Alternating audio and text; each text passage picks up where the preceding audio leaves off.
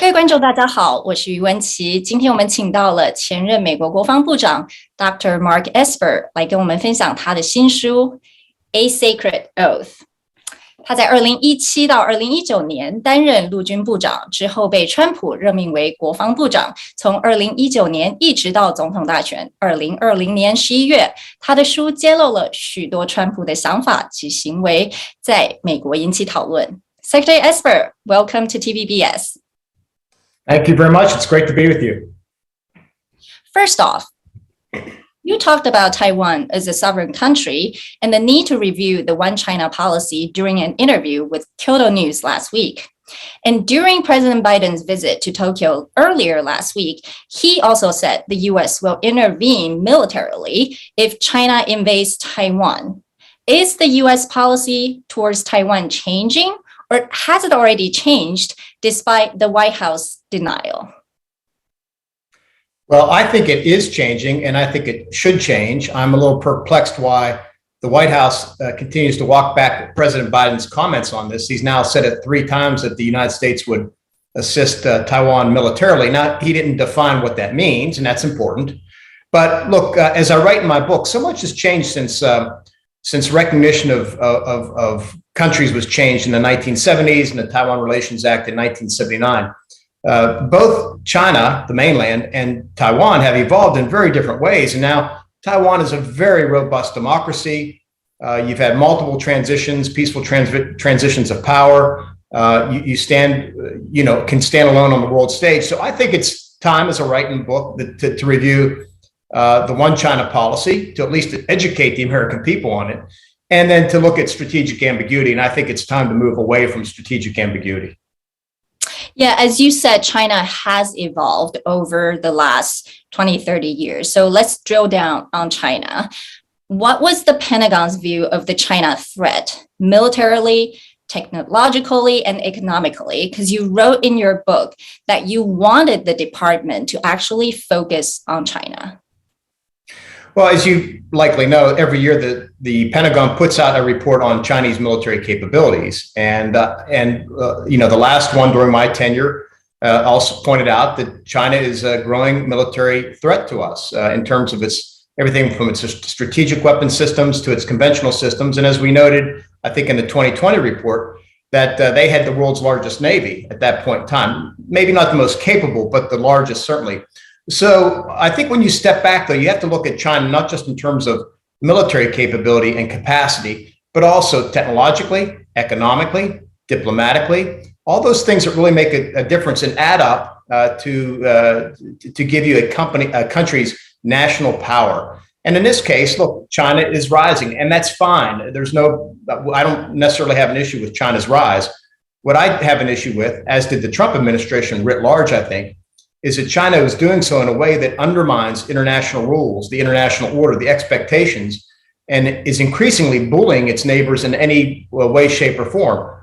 Taiwan is a case in point. If you look at the number of intrusions by aircraft on a daily basis into Taiwanese airspace, it goes beyond what the understandings were in the Taiwan Relations Act, the 3 communiques, the 6 assurances, et cetera. We always have called for a peaceful settlement of the Taiwan question, if you will. And what China has been doing in recent years, flexing its military muscle, its economic muscle, and its diplomatic muscle, is not in either the spirit or the written letter of those understandings. I think one of the things that came out of the administration, the Trump administration, was its China policy that actually united Washington, D.C. in a bipartisan way. So why was there such a policy pivot?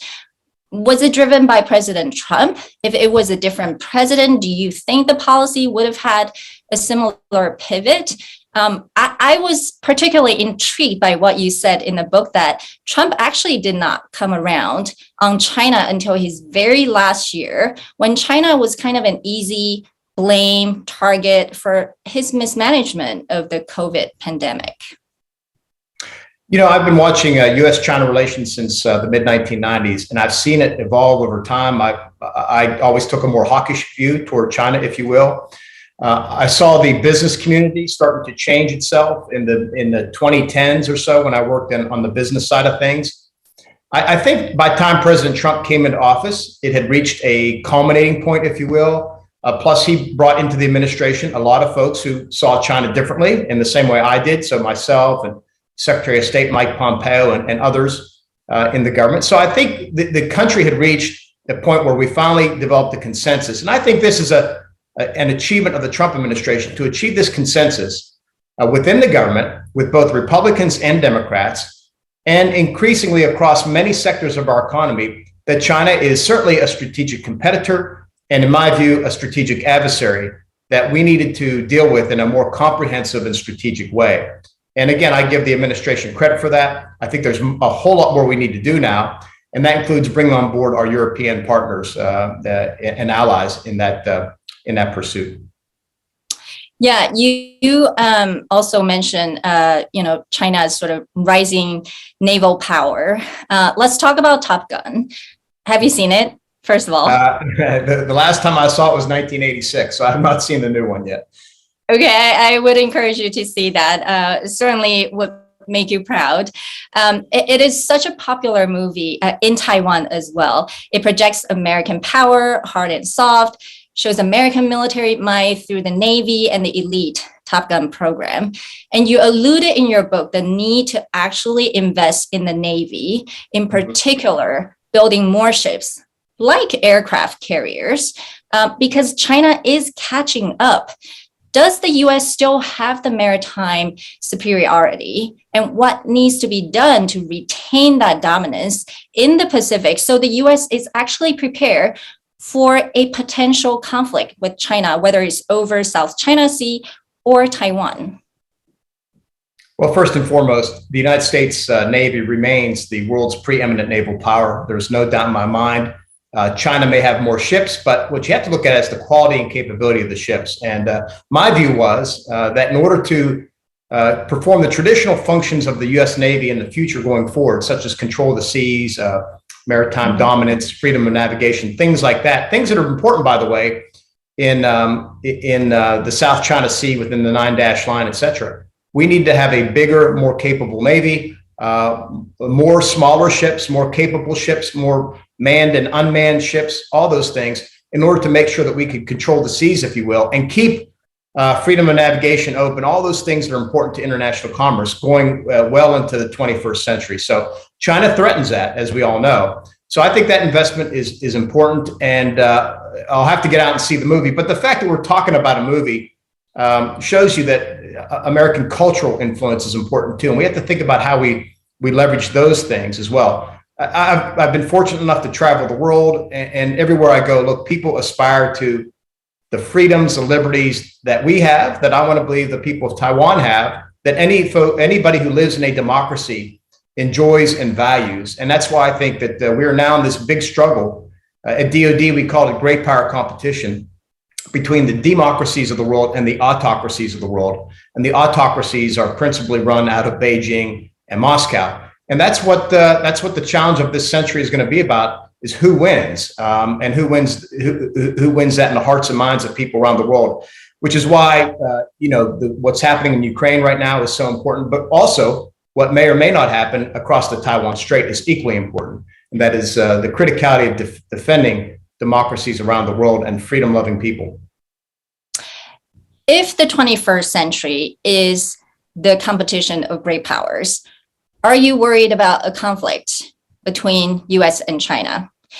You actually wrote about asking to postpone a larger than usual military exercise in the Northeast Asia right before the presidential election because you were alarmed by how this may be perceived by Beijing just days before the election. So you personally, as well as through General Milley, communicated with China that the US is not seeking any type of confrontation. Are the communications clear between the two sides? Well, first of all, I consider myself a Reagan Republican, a Ronald Reagan Republican, which means I believe in peace through strength. And what that means is building a very capable military. But again, just to expand the conversation, a very capable economy, a very capable diplomatic corps, all those things that are important.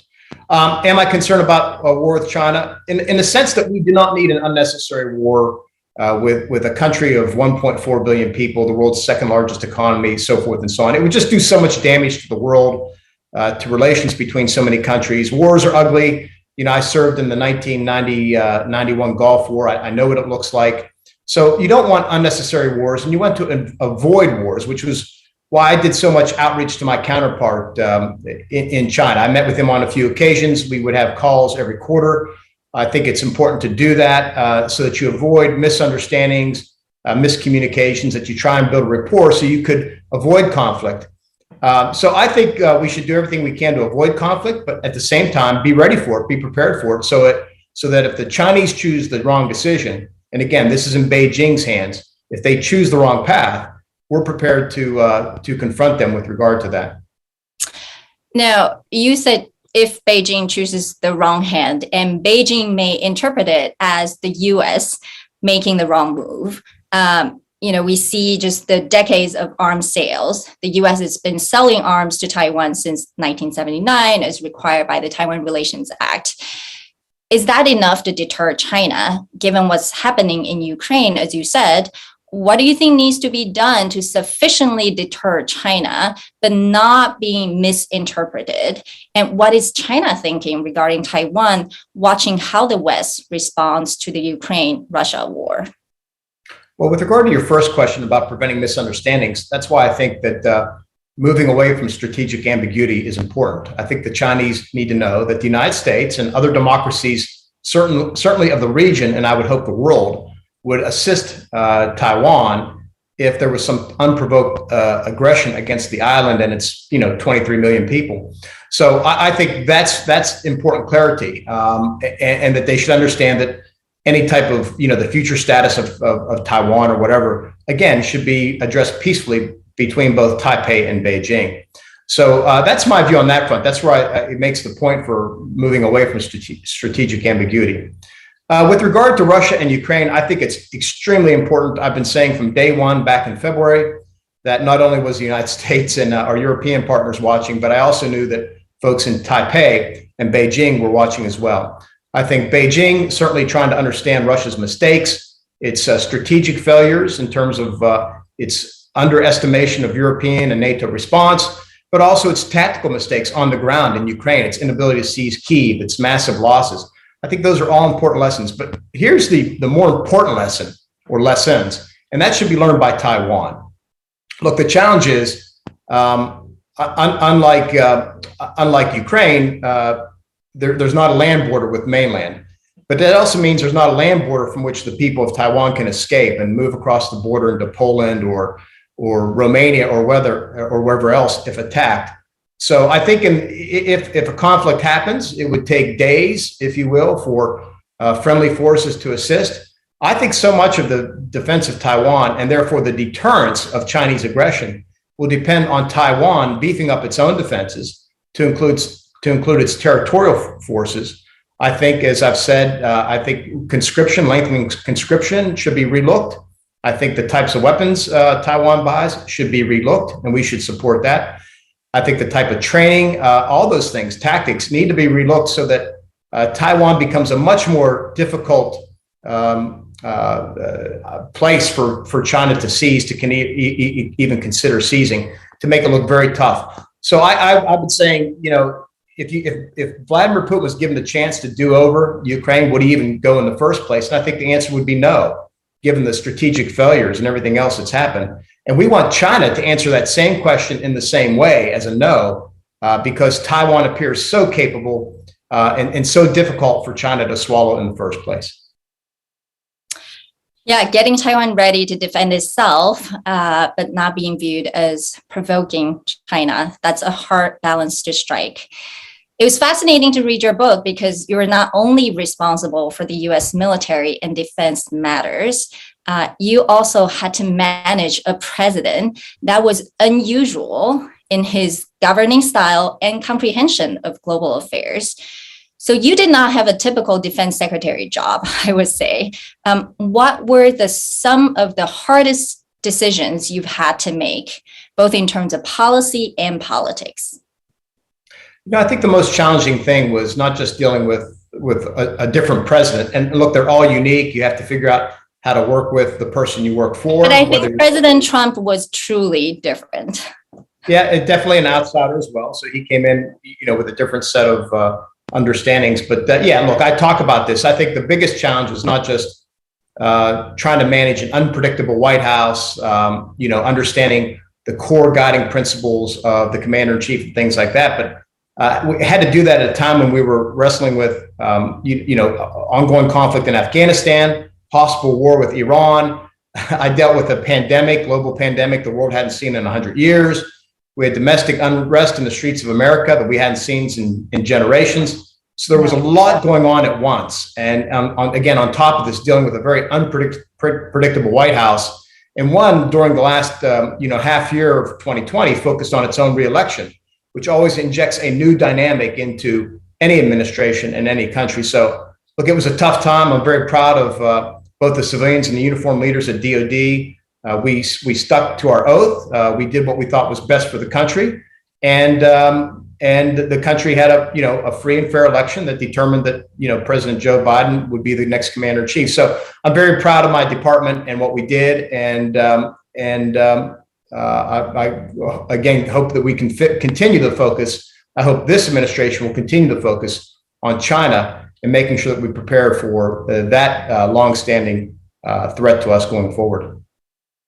Yeah, I have to say, your book was a really good read, given it's not a long tenure, but a lot has happened. And thank you for your service. 非常感谢大家今天收看与部长的谈话，让我们更加了解美国在印太地区如何对应中国的挑战。With that, thank you so much, Secretary Esper, for speaking with us today. Your book is still not available in Chinese in Taiwan, but if you would like, TVBS is ready to help bring the book to Taiwanese readers. So thank you and take care. Thank you very much. I appreciate it. Well,